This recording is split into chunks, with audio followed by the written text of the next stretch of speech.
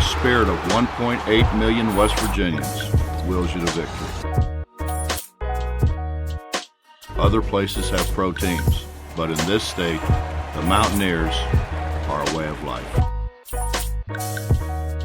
When I competed and wore that number, I competed for the state and for the people, not just for the university.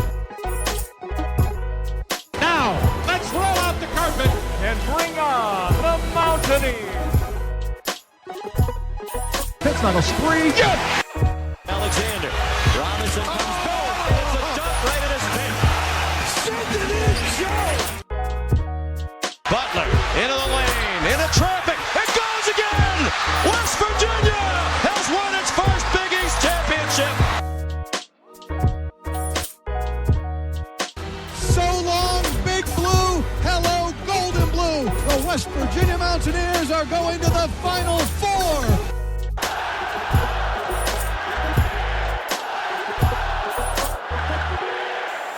And now, the show brought to you by Mountaineer fans, for Mountaineer fans, the Country Roads Webcast. What's going on, Mountaineer Nation? Welcome into episode 9 of the 2022-2023 edition of the CRW Hoops podcast as we continue to cover the West Virginia men's basketball season that now sees WVU sitting at 15-9 overall, 4-7 in the Big 12 Conference this season. A couple of wins in a row that we're going to discuss here in a bit. We got a couple game reviews to get to, and then we're going to look ahead to a couple game previews of a couple games that are on the road, both taking place in Texas as West Virginia takes a quick Texas road trip for a Saturday game followed by a Monday game. West Virginia having a road trip to Texas that'll see them face the Longhorns and Baylor. We'll preview both those games here to close out the episode. Before that, we will review the games against Oklahoma and Iowa State that have occurred most recently to see West Virginia reach this current 15-9 overall record and now 4-7 in the Big 12. But before we get into the actual game reviews, I did want to take a second and update something that I mentioned on CRW Hoops episode 8, of course, and that was over these final 9 games. We need West Virginia to probably at least get 5 wins, go 5-4 over those 9 games if we want to have a chance at the NCAA tournament. And of course, 2 of those games down now, so wanted to take a second to update the situation on this critical final game stretch for West Virginia here in these final 9 games. Already 2 wins out of the way with 7 games to go, so West Virginia got to get 3 more wins over their final 7, but they're off to a great start with a couple of wins. Let's talk about each of those now, starting first with the win over Oklahoma in a dominating performance from this past Saturday.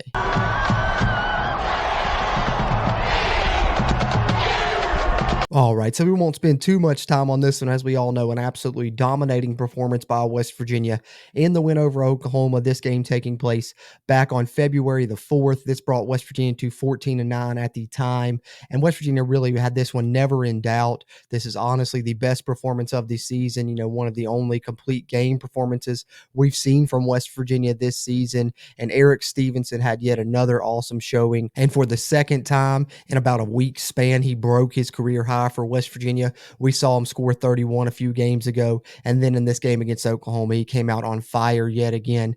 34 points for Eric Stevenson, and with West Virginia having a lead in hand that was so large, Bob Huggins actually kept Stevenson on the bench for a lot of the second half, or I do believe Eric Stevenson probably would have had a 40-point game, which I know that a lot of us probably have not seen since Deshaun Butler when he had 43, I believe it was, against Villanova.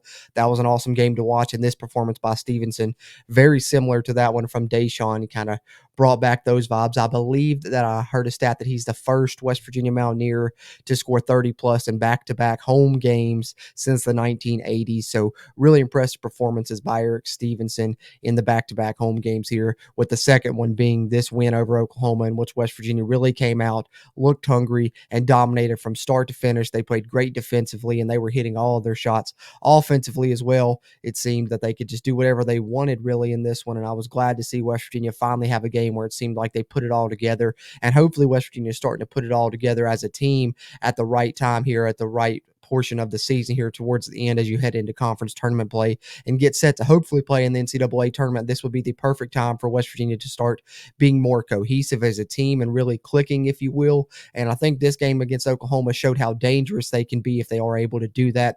Looking at some of the numbers here, West Virginia shot 47% from the field. Like I said, a great job shooting the basketball while holding Oklahoma to only 37% from the field. The Sooners only shot 24% from the three-point line, 5 of 21, whereas West Virginia shot 41% from the three-point line. And West Virginia, I got to tip my cap to their free throw shooting as of late. It was an area of concern early in the season, but it seems like they've really done a good job of correcting that and making it a strength of theirs, which really helps West Virginia because they're a team that gets to the line a lot, usually more than their opponent, and it can really help them get some wins in these games. As you can see here, got to the line 31 times, hit 77% of those, whereas Oklahoma really struggled, kind of something similar to what we saw West Virginia do early in the season. They only hit 12 of 22, 54% from the line. West Virginia did a phenomenal job on the offensive glass and the glass in general, really. 15 offensive rebounds and 43 total rebounds compared to Oklahoma's 35. And then turnovers is the area, I think, also, if I'm pointing out two areas that I think have really improved for West Virginia that have helped them, continue to get better throughout this season and get on this little bit of a winning role we've seen here as of late. I think, I mentioned rebounds, but I think that those were more of a mixed bag than negative early in the season, whereas turnovers were definitely a negative, as was free throw shooting. I already talked about free throw shooting and how it has improved. I think turnovers has improved vastly as well. West Virginia ends up with 10 in this game, but a lot of those came late, kind of in garbage time, if you will, when West Virginia was being a little bit more sloppy. Not saying that that's a good thing, but the game was well in hand at that point. West Virginia did have single-digit turnovers, and I think that that is a big reason they were able to, dominate this game as they took care of the basketball. And if West Virginia continues to do that, throughout the season, we will see good results for the Mountaineers if they can keep that turnover number down, I do believe. There's a look at the team stats here in this win over Oklahoma. As you can see, 93-61, West Virginia defeats the Sooners by 32 points, earning their 14th win of the season. Individually for West Virginia, we already mentioned Eric Stevenson. He was definitely the main standout for West Virginia. He is, every time he's had a good game, West Virginia as a team seems to really rally around him, and it raises the level of play of those around him, I think, as well. And I really got to tip my cap to Eric Stevenson as well, because we all know the situation after the Oklahoma State game. He could have easily hung his head and said, oh man, one more bad thing and I'm gone. The coach is against me. But instead, it's kind of, there was a few bad performances following that game, but since then, once he's got it turned around, he has really got it turned around. I think he's being a team leader of this West Virginia Mountaineer team, not only on the stat sheet, but on the court as well, really doing some good things, whether it be scoring or otherwise. But in this game, it was certainly scoring and just red hot from behind the three-point line. 6 of 11, awesome performance there, 34 points, 6 rebounds, 3 assists, and 2 steals from Eric Stevenson. And I think one of the most vital things to look at in this performance that allowed him to have this type of game is something that I've harped on, especially early in the season when it seemed like he had 4 fouls or was fouled out of almost every game, is if he stays out of foul trouble, it really helps West Virginia a lot. Only 2 fouls in this game. That allowed him to play 30 minutes, in which he racked up 34 points. Great performance. West Virginia's other starters kind of struggled to score the basketball, save for Kedrian Johnson, who we know has really came on scoring-wise this season, and it was another great performance from Keedy, especially from the free throw line where he went 8 of 8. He's done a great job for West Virginia at the line there this season. Also added 2 steals of his own, as we know he's good on defense. So those were kind of the 2 starters for West Virginia that was in double figures. Other than that, the Mountaineers only had one more player in double figures, and it may surprise you, and that's James Okonkwo, who I'm kind of starting to affectionately refer to as myself as James Oblakwo, with how he's becoming such a rim protector for the Mountaineers. We'll talk more about that when we talk about the game against Iowa State, but he's had a block, at least one, it seems like, in all of the recent games here. And I think in this one, we saw him, dominate the glass again. We've seen him do it time and time again here in recent games, especially offensively. He's really doing a good job cleaning up the offensive glass. As you see here, 6 rebounds for him on the offensive glass, 4 on defense, 10 rebounds, but he also added 10 points. So the youngster gets a double-double in only 14 minutes of play. Heck of a job off the bench from James Oblakwo, 10 points, 10 rebounds, and 1 block. And speaking of blocks, I think Mo Wagee had kind of seen James Oblakwo's performances here in recent weeks and didn't want to be upstaged in this game against Oklahoma, because he came out looking like a little bit of a rim protector himself at times in this one, as Mo Wagee actually finished the game with 3 blocks, 4 points, 5 rebounds, and 3 blocks from Mo Wagee. So West Virginia's young backup big men continuing to do a better job and continuing to get better, as they're just both kind of becoming acquainted with the game of basketball, just started playing it in recent years, and both of them, I think, have a lot of potential moving forward, and we're starting to see some of that shine through now. And then other than that, West Virginia's bench scores that really have helped them throughout the season have been Joe Toussaint and Seth Wilson. Both those contributed in this game. Seth Wilson going 2 of 3 from the three-point line, whereas Joe Toussaint hit 7 of his 8 free throws, 9 points for Toussaint to go with 3 steals, and then you get 8 points from Seth Wilson off the bench as well. So West Virginia, all in all, can't complain too much about the performances all around. Eric Stevenson, when you have 34 points, you're really going to carry the team a lot. But I think West Virginia's backup big men were a story in this game against Oklahoma as well. So there's a look at the individual numbers, following a look at the team stats that allowed West Virginia to get a dominating 93-60 win over Oklahoma to earn their 14th win of the season back on February 4th. Then West Virginia had to turn around in a short time span and play what is arguably the top team in the Big 12 this season. They've been up there in the conference rankings throughout the season. They were number 11 in the nation in this game against West Virginia. And let's take a look at it now. The most recent West Virginia basketball game as the Mountaineers took on one of the top teams in the conference and one of the top 15 teams in the nation at the time, the Iowa State Cyclones.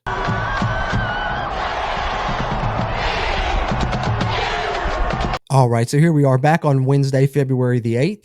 West Virginia welcomed the 11th ranked Iowa State Cyclones into Morgantown for a night game in the Coliseum. The West Virginia crowd was ready, and the Mountaineers were ready as well, as they pretty much picked up exactly where they left off against Oklahoma. Really great performance, especially in the first half of this game against Iowa State. They got up to, I believe, a 15-point lead at one time. Iowa State, cut into that, got it down to 6 at half, and then the second half was an absolute battle between the two teams going back and forth. Ultimately, Iowa State actually outscores the Mountaineers in the second half, but West Virginia is able to capitalize on some big plays down the stretch there in a crazy final 10 seconds of this game, one of the craziest final 10 seconds of a game you will probably see. But ultimately, West Virginia capitalizes on some big plays by Joe Toussaint to end up with a 76-71 win to earn a second consecutive victory, which also was their 15th victory of the season, making the West Virginia Mountaineers 15-9 and 4-7 in the Big 12. As I mentioned at the start of this episode, their current record that they now possess heading into a couple more games this weekend here as they get close to wrapping up the men's basketball season, needing a few wins here to reach the NCAA tournament, but they are certainly on a good path now as they have 2 wins in a row, both coming in conference. And this one here, we know the one over Oklahoma was very impressive just because doing it in dominating fashion, but I would argue that this win over Iowa State was just as impressive just because of how impressive these Cyclones themselves have been throughout this season. They have been one of the top teams in the conference, and as I said, ranked 11th in the nation coming into this one. So great performance by West Virginia, and as I said earlier, hopefully they're really starting to put it together at a time when they really need it here to close out the season. And if you can get on a run late, that's all it takes, is getting the right chemistry late when it comes tournament time, and you can string a few wins together. Who knows what could happen? But we do know what happened in this game against Iowa State. Let's take a look at some of the team statistics here as West Virginia was able to pull off the big win over the Cyclones. Iowa State shot 46% from the field compared to West Virginia's 42% from the field. The Cyclones were held to 33% from beyond the arc, and I think that's a good job by West Virginia there. That stands out to me in this game. Iowa State does have some good three-point shooters, and I think for the second consecutive game in both of these wins, West Virginia has done a really good job defending the three-point line with some outside perimeter defense that has been very strong, and West Virginia has done a great job of shooting the basketball from deep themselves. Emmett Matthews mentioned in the post-game interviews he thinks this team doesn't have good shooters, they have great shooters, and they certainly showed that in this game, 42% from beyond the arc. And then yet again, the area that has really been important for West Virginia to improve down the stretch here if they wanted to get some of these wins, because I think a lack of success in this area earlier in the season cost them a few games that they probably could have won, 2 or 3 more games already this season that they lost if they would have been doing better at free throws. And then, as I said, though, here down the stretch, seems like they've really focused on it and done a great job of turning that around and turning a negative into a positive for this team. That showed again in this game, 84% from the free throw line. Rebounds, Iowa State actually did a great job on the glass, out-rebounding West Virginia 30-23.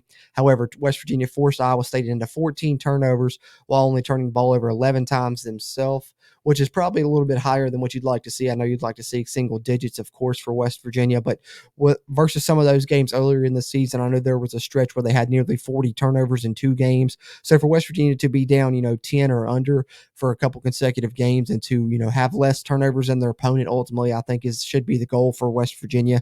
And in this game, they turned Iowa State over 14 times while only turning the ball over 11 times themselves. So that ended up being another good advantage for West Virginia and something that really is helping them get some of these wins here, taking care of the basketball and making free throws, something we couldn't say earlier in the season. So if nothing else, we are certainly seeing improvement from this West Virginia Mountaineers basketball team. That's a look at the team stats here from the most recent West Virginia basketball game. Let's take a look at some individual numbers that really stand out for West Virginia in this one. I think coming into this game, one thing we probably all predicted and thought would happen was there would be a heavy focus on Eric Stevenson.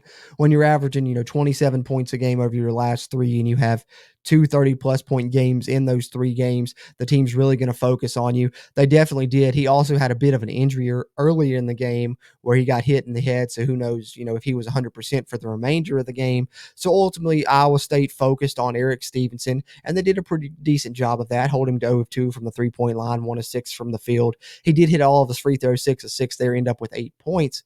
Ultimately fouled out here in the final couple minutes of the game. However, for West Virginia, if they were going to win this game, we knew that there would have to be some other players not named Eric Stevenson to step up, especially scoring-wise, and West Virginia really got that from two of their other starters. And I think the one I want to talk about first is Emmett Matthews, because I think a lot of people have been really hard on Emmett in recent weeks, talking about maybe he shouldn't even be in the starting lineup, things like that. But I think Emmett really is the guy that, I've said this since the beginning of the season, that he's the glue guy of this team. I think sometimes people look at the stat sheet and think that he's struggling, but I think he does a great job usually defending the opposing team's best player a lot of the time. And then he also just really, I think, is, like I said, the glue guy that doesn't show up on the stat sheet, kind of the heart of this team that makes it all go. I think some of these new faces, when they come in off the bench, these new players that haven't been playing a while, he really helps them get into the right positions, whether it be sets on offense or defense that they're running at the time. He really helps them, translate their rotations on defense and things maybe they're not understanding. I think even Matthews gives you that player that's like a coach on the floor because he's been around so long here in his sixth year of college basketball. And he also knows Bob Huggins in this program very well. But I was really excited to see Emmett Matthews step up and have a big game for West Virginia in this one when they really needed it from him. He had an awesome performance, 70% from the field, 7 of 10, 1 of 2 from the three-point line, 5 of 6 from the free throw line. Also snagged 5 boards, 20 points and 5 rebounds for Emmett Matthews. So shout out to Emmett in this one. Awesome performance. We knew some Mountaineers would have to step up, and they indeed did do so. And he was one of them that did that. And the other one, of course, is a guy that we got to continue to bring up. I've talked about it a little bit earlier in the episode that he's continued to improve offensively as a scorer, and that's Keedy Johnson. 22 points, 6 assists for the Mountaineers in this game. But I think most impressively is he went the entire distance, played all 40 minutes for the Mountaineers, was really relied upon to be a workhorse in this one, kind of an Iron Man mentality there to go the full distance. But he does it, and he performed well while doing so, leading the Mountaineers in scoring with 22 points, 3 of 6 from the three-point line, 8 of 14 from the field, and 3 of 4 from the free throw line. The other Mountaineer starters, Jimmy Bell, only 2 points, but he did snag 4 rebounds, hit both of his free throws. That's the good side of that. Trey Mitchell, I think, in a bit of a slump right now, we could all probably agree, but I'm sure that's going to come back around the other way. We know early in conference play, he was really the one that was helping carry West Virginia, so hopefully he can come back around and West Virginia can kind of get all of these pieces clicking at once here. Like I said, right at the right time. It would be perfect if they were able to do it, during conference tournament or even NCAA tournament time. But 9 points, 2 rebounds for Trey Mitchell. West Virginia's big man off the bench, as I said, James Oblakwo has really been kind of pacing those minutes now and really taking some away from Wagee. That happened again in this game as Oblakwo finished with 14 minutes compared to Wagee's 2, and Oblakwo nearly grabbed 10 rebounds yet again. 4 points, 9 rebounds, and of course, 3 big blocked shots. Some of them very impressive there from our guy, James Oblakwo. And then Joe Toussaint, you got to mention, coming off the bench. He's kind of been the spark for West Virginia a lot this season. He played alongside Keedy Johnson in this game. As I said, Keedy Johnson played all 40 minutes, so they did get to play together a good bit. Huggins said he likes that aspect of getting to do that, but worries about them, getting to free throw trouble because he can't afford to lose both of them. But I think with Joe Toussaint, we can talk about his stat line here, which of course is 8 points, 2 assists. But the big thing, 6 of 6 from the free throw line. But when talking about Joe Toussaint's performance in this game, I think it was very fitting, and I put this out on our Twitter, which follow us there if you don't already at WVU Country Roads. It was very fitting that Joe Toussaint was the one that closed out this game for West Virginia in the end.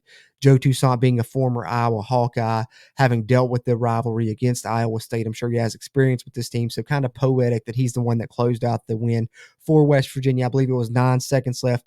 He had a couple free throws to put West Virginia up, then right immediately down on the other end, Iowa State needing a 3-point shot. He takes a charge to give West Virginia ultimately, seal the win there. Hits free throws on offense, then immediately subsequently goes down on the other end and takes a charge. Just 2 huge plays that ultimately led to the win there in the final 10 seconds. That was pretty crazy here in this game, but West Virginia was able to pull off the 76-71 win over Iowa State. So that puts the West Virginia Mountaineers at 15-9 overall in the season and 4-7 in Big 12 play, as I stated earlier.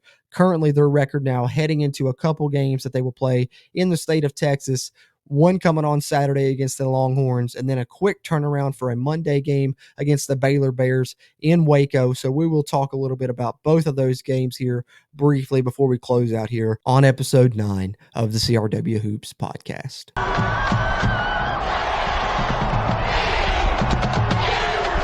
All right, so next up for the West Virginia Mountaineers, a Saturday contest in Austin taking on the number 5 ranked Texas Longhorns. That's right. Doesn't get any easier for West Virginia. You just beat the 11th ranked team in the country. Your reward, hit the road and take on the number 5 ranked team in the country, the Texas Longhorns, currently 19-5 overall and 8-3 in the Big 12.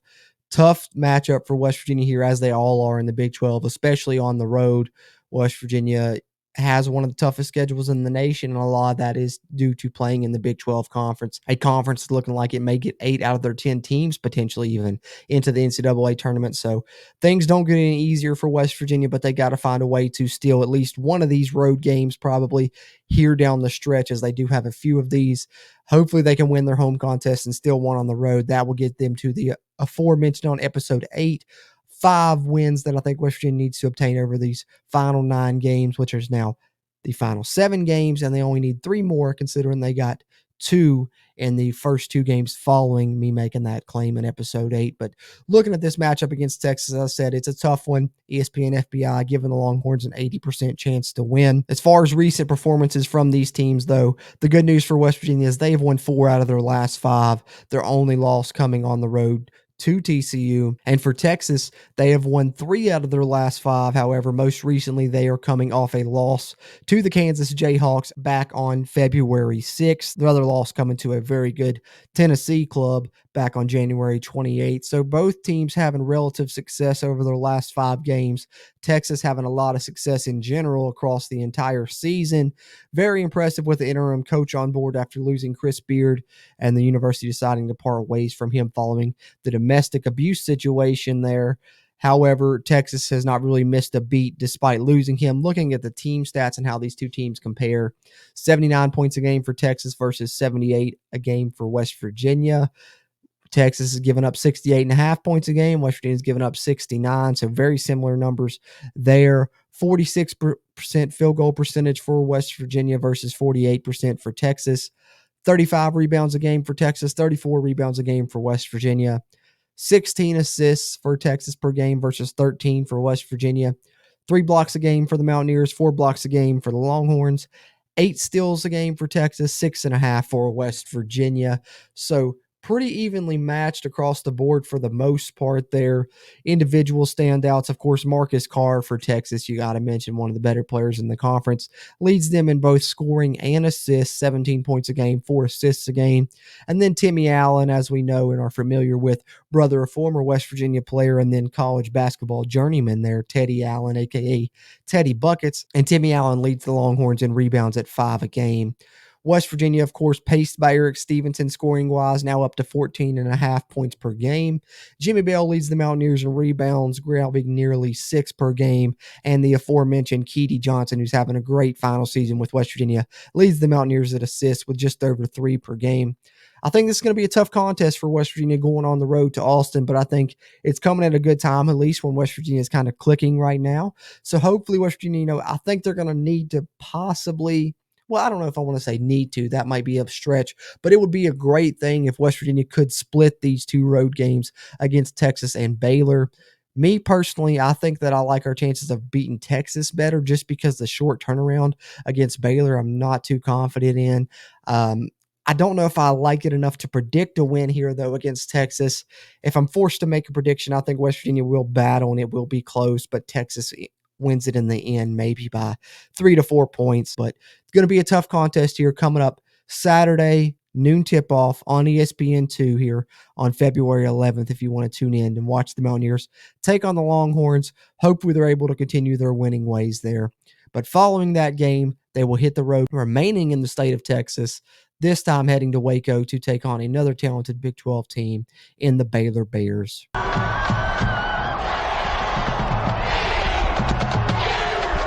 All right. As I said, the Big 12 extremely tough. You get no breaks in this conference, and that continues after playing a top 5 Texas team. Hit the road 2 days later to take on the Baylor Bears, which will be West Virginia's 3rd consecutive game against a top 15 opponent.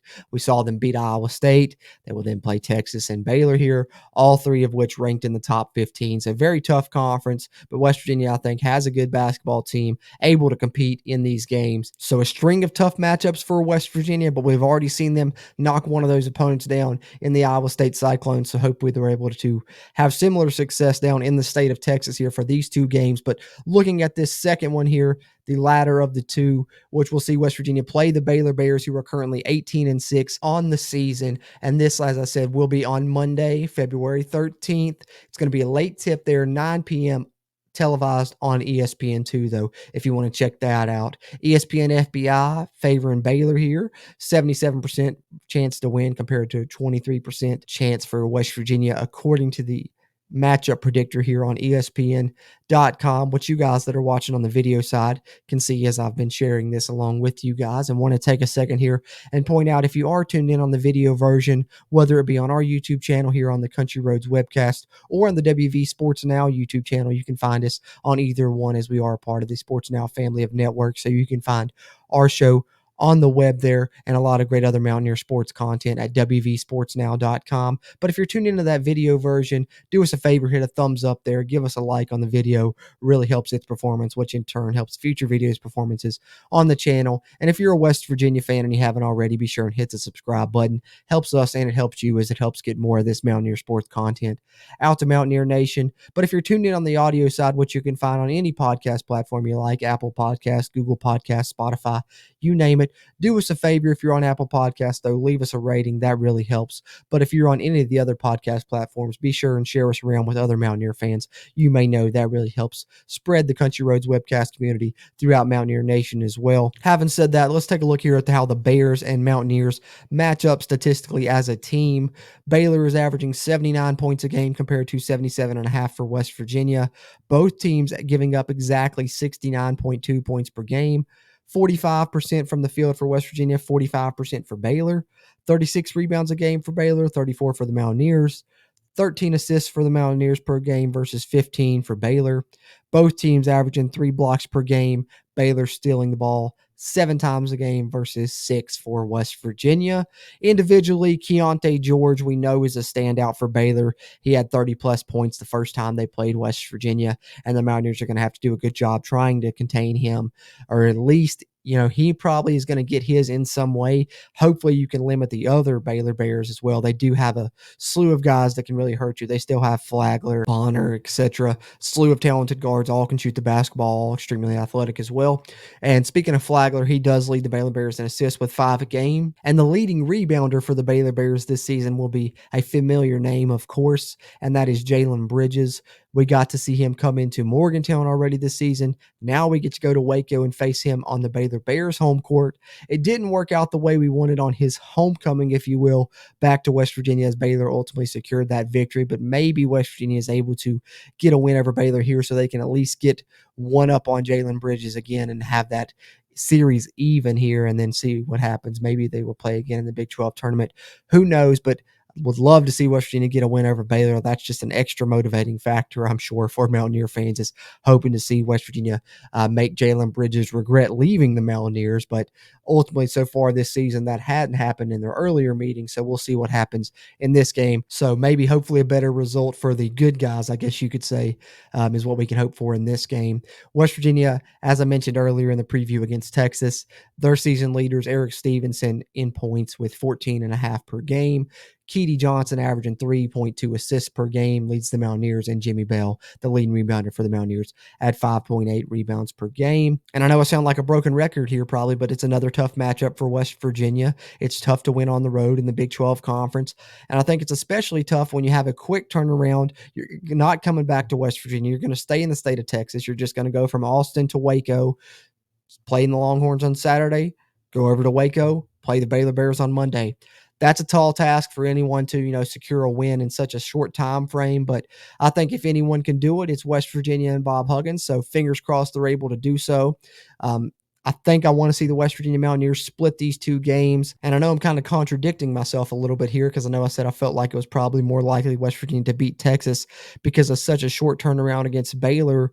But if West Virginia doesn't beat Texas, I think they beat Baylor. That's kind of the way I'm looking at it. I think West Virginia has a good chance to split these games. So I think if they lose to Texas, they beat Baylor. If they beat Texas, they may lose to Baylor.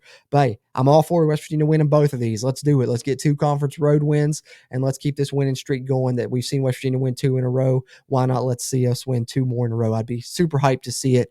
But I definitely think West Virginia seems to be hitting their stride at the right time, and they've got a great chance in both of these basketball games as we're getting close to the end of the regular season here in the 2022-2023 West Virginia men's basketball season, as it's getting exciting here, trying to see the West Virginia Mountaineers earn these final victories down the stretch and ultimately reach the NCAA tournament. They're off to a good start. Hopefully they can keep it rolling here as they hit this road trip down to Texas to face the Longhorns and the Bears.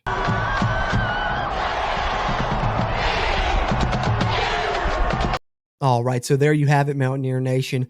Couple game reviews in the books, as well as looking ahead to the next 2 West Virginia men's basketball games here as we get close to closing out the 2022-2023 WVU basketball season. I want to say I really appreciate you guys tuning into these CRW Hoops episodes when I've been able to drop them here throughout the season. Going to continue to stay with you guys here down the stretch and, of course, into tournament play. I'm really excited here. Haven't really covered basketball extensively here on the Country Roads webcast, so getting into the tournament, hopefully West Virginia is able to, and we'll be able to have some podcast episodes here dealing with March Madness, which I'm super excited about. I'm sure we will have a Country Roads webcast group there on the ESPN Men's Tournament Challenge for you guys in the community to play along with us and just have some fun there with some bracket selections, whether West Virginia makes the tournament or not, which I predicted early in the season. I think it was episode 1 here of the podcast, our season preview, that West Virginia would be a tournament team this season. I'm sticking by that.